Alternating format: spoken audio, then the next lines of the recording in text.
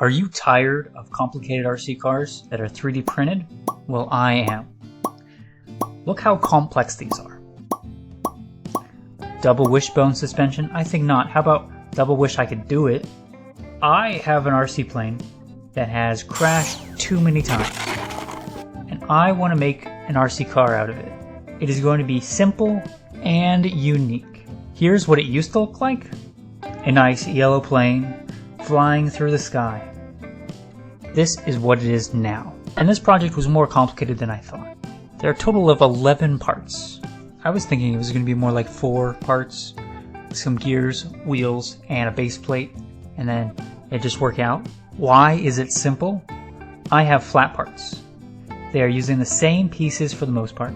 They have simple geometries. And most importantly, I made it so everything feels really simple to me. And then why is this unique? It's because I made it unique. It does spin. Here it is doing just that. And it spins pretty fast. I'll probably have to reduce the gearing so that way it spins a lot slower. Why does it have fishing line? That's because I had some and it was really thin and convenient. I thought it'd work well. And I was a little right and a little wrong.